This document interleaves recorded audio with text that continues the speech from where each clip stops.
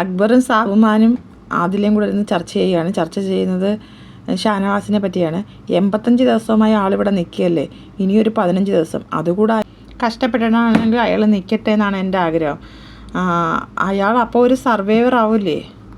അത്രയും നിന്നാൽ അത് അയാളുടെ ഒരു വിജയമല്ലേ. അയാൾക്ക് ഇനി ഇവിടുന്ന് കുറേ നേടാനുണ്ട്. അയാൾ തിരിച്ചു വരണം എന്ന് തന്നെയാണ് ഞാൻ ആഗ്രഹിച്ചത്. അങ്ങനെ പോകേണ്ട ഒരാളല്ല അയാൾ. അപ്പോൾ അത് ഭയങ്കര ഒരു പ്രശ്നമല്ല. എനിക്ക് തന്നെ ഇത്ര ആരോഗ്യമുണ്ട്, പക്ഷെ നമുക്കൊന്ന് പയ്യാതായി കഴിഞ്ഞാൽ എല്ലാം കഴിഞ്ഞില്ലേ. അപ്പോൾ ആൾ എത്രമാത്രം സഹിച്ച് കാണും എന്ന് ഞാൻ ഇപ്പം മനസ്സിലാക്കുന്നത്. അത്രയും ഹാർട്ട് വീക്കായിട്ടുള്ള ഒരാൾ, അത്രയും ഗുളിക കഴിക്കുന്ന ഒരാൾ പെട്ടെന്നൊരു നെഞ്ചുവേദനയ്ക്കോ പെട്ടെന്നൊരു ഹാർട്ട് വീക്കിനോ ഒക്കെ ചാൻസ് കൂടുതലാണ്. അപ്പോൾ ആ ആൾ ഇത്രയും പിടിച്ച് നിന്നില്ലേ, ഈ 85 ദിവസം ആൾ പിടിച്ച് നിന്നില്ലേ.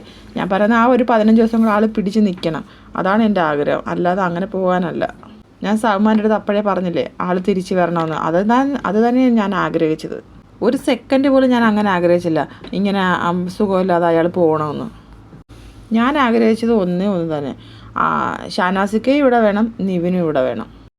ഞാൻ പിന്നെ അതിനെക്കുറിച്ച് എന്തിനാണ് സംസാരിക്കുന്നതെന്ന് വിചാരിച്ചിട്ടാണ് ഞാൻ അന്നേരം ഒന്നും സംസാരിക്കാഞ്ഞത്.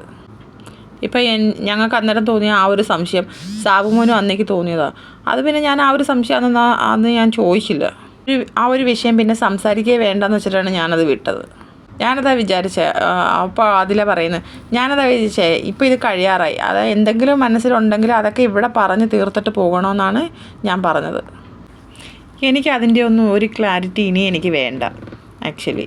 കാരണം ഇവൻ ചെയ്തോ എന്നുള്ളതല്ല, ഇവൻ്റെ കഷ്ടകാലത്തിന് ഇവൻ ഓപ്പോസിറ്റ് ആയിപ്പോയി. പിന്നെ ആൾ ഒരു ജെനുവിൻ വേദന വന്നിട്ടാണ് ഹോസ്പിറ്റലിൽ പോയത്.